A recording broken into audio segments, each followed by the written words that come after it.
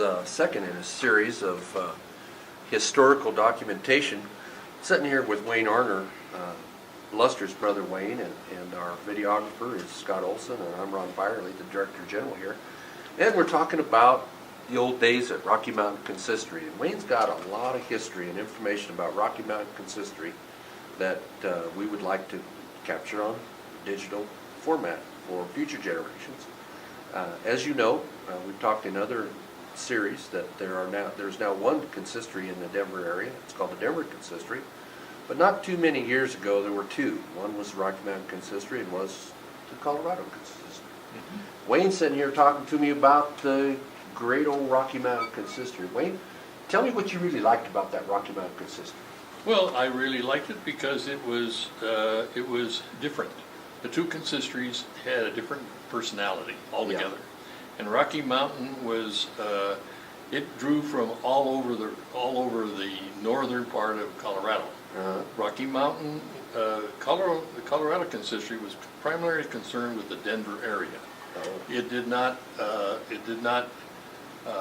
and Rocky Mountain was concerned with all the way north to the border, all the way east to the border. And, but since we already had a consistory in Pueblo at that time, yeah, which was which composed the Denver Valley, or the Colorado Valley is what they called it. But there were two consistories in Denver, one in Pueblo. Ultimately, it moved to Colorado Springs, but the two in Denver were the Colorado Consistory number 1, which it still says so on the outside of this building, yeah, and Rocky Mountain Consistory number 2. Yeah. And here's a picture of Rocky Mountain Consistory number 2 at 1770 Sherman Street. Yeah.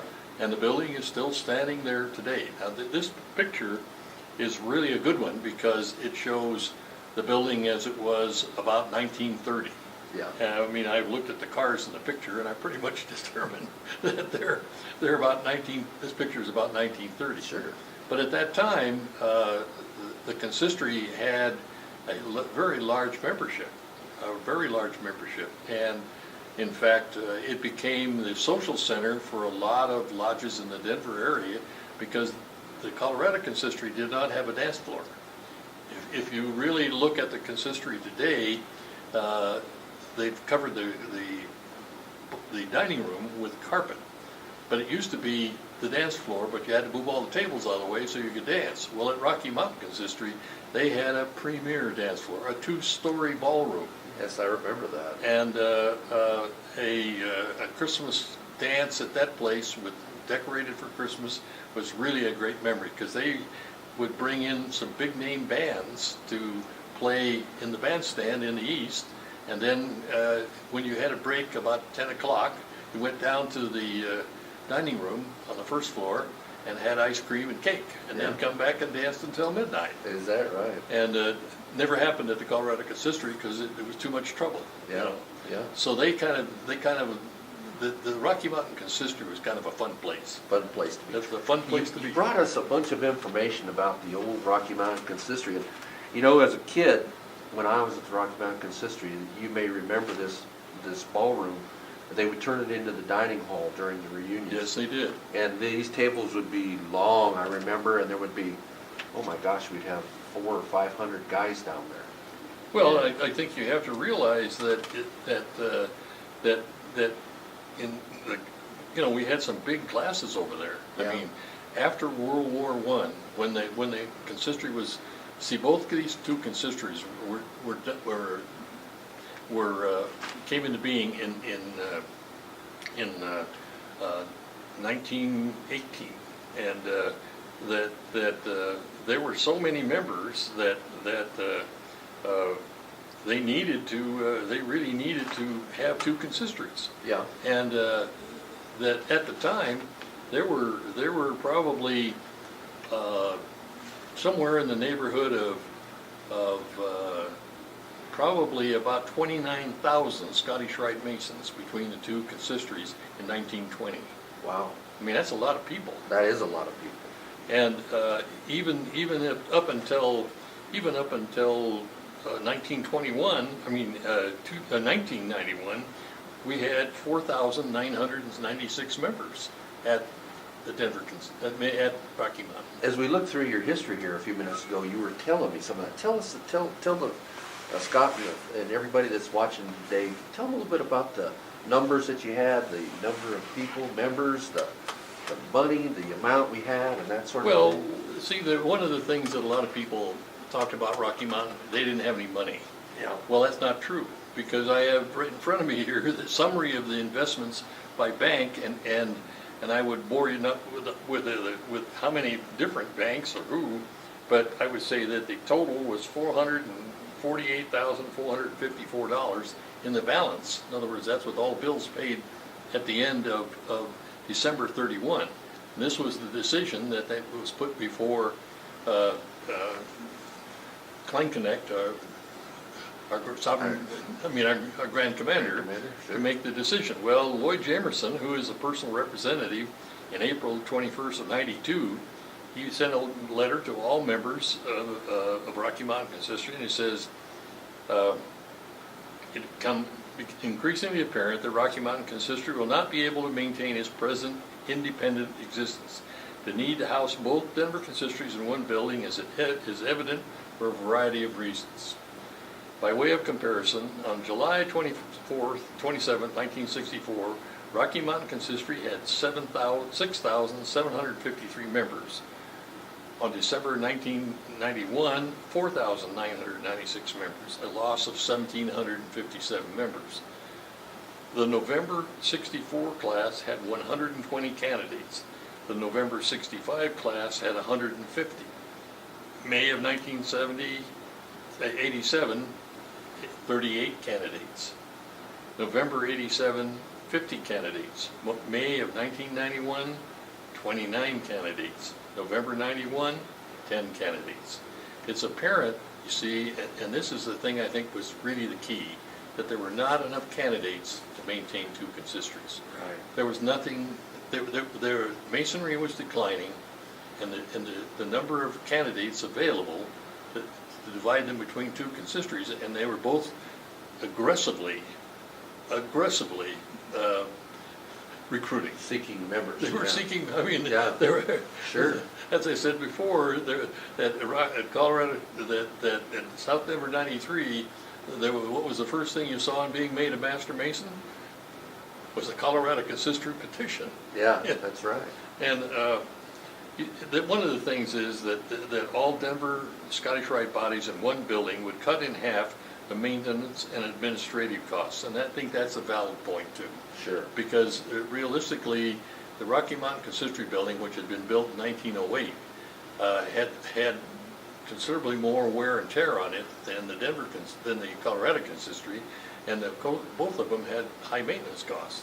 Sure. And they couldn't continue with the both having the high. Just as a point of interest, in 1908, that was built by Elgeville Shrine. Yep.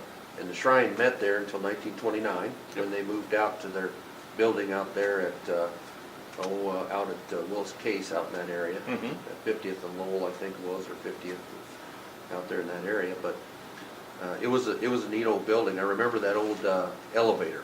The elevator was a hand-operated elevator, and you had to have a guy there operating the elevator. Yes, he It had did. stained glass in it, and boy, sometimes he'd get you right at the right spot, and sometimes you had to go up and down and get right to the right level on the floor. It was kind of an interesting old building, for sure. Well, you see, I have a list of all of the material that came over from Rocky Mountain, and it goes to 27 pages of Oh, wow. properties. Sure. And we didn't get all of the backdrops that are over there. Yeah. And in fact, there's still a hand-painted backdrop of the Mount of the Holy Cross that was an award-winning piece of work. Here's a piece of canvas that's probably 25 or 30 feet wide and 18 feet high, and the guy hand-painted the whole thing, Yeah. and it's still sitting there. Wow. But I would just say there's just any number of articles that have been written about the Rocky Mountain Consistory, and I'm gonna put together a collage of them. Okay. And maybe I can just have Scott take a picture of them all and put them alongside all of this. Well, that'd be wonderful. we'd like to have that history, obviously, that's important to us.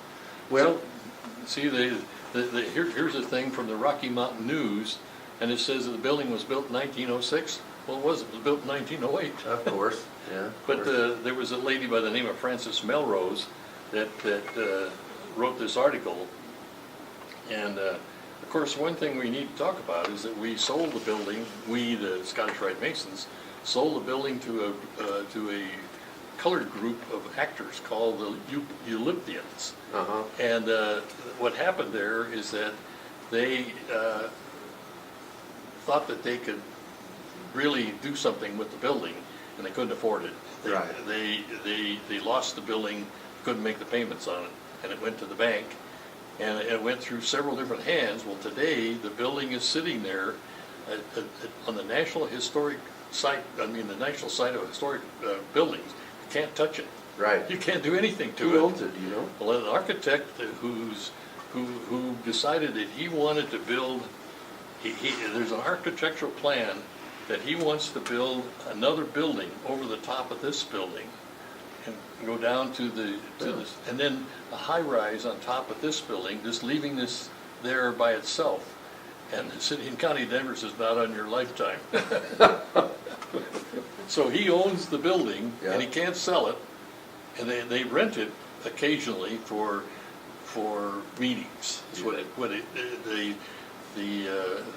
the office is now back in the corner where the caretaker used to live. Yeah. But the caretaker fled. The caretaker, there used to be a big picture in the Red Room. Yeah. You remember the Red Room? I remember the Red Room, sure. You remember there was a big picture of an early day SGIG that was in Yeah. there? Well, the caretaker and her husband were Indian people.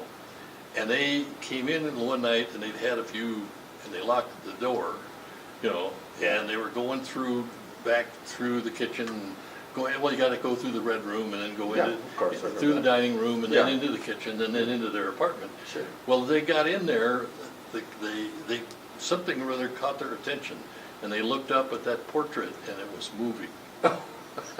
According to, I heard this myself. Sure. Husband and wife ran out of the building and never came back. I never came back. Abandoned all of their stuff in their apartment because they were sure that it was haunted, and they didn't want anything to do with it. Let me ask you a question about the Red Room, something that I've wondered. Around the Denver Consistory, I see old pieces of furniture that Yep. I recognize Yep. were in the Red Room. Is that old grandfather's clock down there in our library today, did that come out of the Red Room? Came out of the Red Room. I thought so. When It you looked- came in the door, Yes, I you remember. looked right at the clock. Yes. Now, that clock is really a very valuable clock. Oh, I didn't know that. That's a very valuable clock. As the treasurer here, we've looked at that clock. Yeah. And you know that we had it appraised, and it was appraised at $60,000. Oh my gosh. Why so much? Well, because it goes back in before 1900. Oh, really? That was a gifted to us. The name on the clock tells us who gave it to us. Yeah. But it's so valuable because all of the interior workings are original. Oh. All of that, it's all came from Germany. Those bell pulls, all those are all gold. All of that, the face on there is Really? gold and everything. But the structure of that whole thing, that clock came from Rocky Mountain. Is that, yeah, every time I go in the library, I think, I wonder if that clock is the one that used to sit Same in the one. Red Room. Same one. Yeah. And it used to work over at Rocky Mountain. Oh, yeah. You could almost. Oh, yeah. I mean, Sure. you knew whether you were late for a meeting Sure. because it would be chiming 7 o'clock when you went across the hallway getting to the elevator. We've got just a few minutes left, and I want to talk a little bit about your reunion experience as opposed to my reunion experience at Rocky Mountain Consistory. Now, I think earlier on you told me that you had 278 members in your class. And when I came into the Rocky Mountain Consistory, I think we had a class of 175, something like that. I know there were a lot of men that I'd never seen or been exposed to anything quite like that. But I remember we had to walk up the stairs That's right. to the 5th floor And then and down back down to the second because we floor. were not allowed to get on the elevator. If you were a candidate, You walked. you walked. 5 It floors. didn't matter who you were. Unless you were really infirm, you were not allowed on that elevator. Well, you see, we had a Tyler's desk, the one that's in our green room right now. Yeah. That Tyler's desk was right inside the door. Yeah. When you got by the elevator. Yeah. And there was a Tyler right there. Yeah. And if you were new, up the stairs, bud. Yeah, oh yeah, Up the stairs. not up the elevator. And you checked in on the second floor, and then you walked from the second to the fifth floor between every degree. And I can tell Oh, you yeah. what, some of those guys at the end of the 32nd degree were really dragging. Yes, Because they that's were. a lot of walking. It was a lot of walking, I remember that. I remember, you probably knew my father-in-law, that's not what this film's about, but he had, when I was in the class, he would take me around and introduce me to people, and he was my mentor. And I remember, like the first day of the reunion, he got on the elevator, and he got me on the elevator. And I was looked down on, that was bad. You were not to get on that elevator. Well, but see, the guy who ran the elevator, he ran that elevator for years. He Yeah. knew, he could tell by looking at you whether you belonged there. or Oh, not. yes, he did. He could tell right Do you away. remember what his name I thought his name was Lloyd something or other. He's a little short was? Yes. guy with a big smile on his Yeah, oh face. yeah, I remember But he that. said, no, you're a candidate, bud, up the stairs. Up the stairs, you're a candidate, yeah, that was good. That was But you know, the one thing about reunions that I really remember is that you came off from your performance. You came out into the costume room through the door. The first guy to meet you was one of our Grand Crosses, who's all of his stuff is in the lobby right now. And his son just passed away, and his last class was named for his son. Yes. Bartholic. Clarence Bartholomew. Clarence Bartholic. Clarence Bartholic, that's He right. greeted every actor, in every degree, Yeah. and thanked them for their performance. Yes. No matter how good or how bad you were, Yeah. he thanked you for it. Yeah, I mean, you were yeah. coming off of there, I sweat off remember your that brow, now. your whiskers falling off. You're Yeah. going to get this heavy costume off. You had to speak to him because he Yeah. was waiting right by the door Yeah. as you came in. I remember that now. Yeah, he was. It really made me feel like I did something. Yeah, Clarence Bartholic. Grand Cross. Red Cross. Great man. Yeah. And absolutely. he was a guy you never realized how important he was because he never talked about himself, you know. Right. And I didn't even know that a white hat with a blue stripe on it was all that different than from a white hat. Yeah, sure. Yeah. Well, again, our time's up, and we thank you very much. You bring a lot to the Denver consistory, and I wish you many, many more years. We need you. You do a lot for us. We love you. And thank you, Wayne. Thanks again. You bet.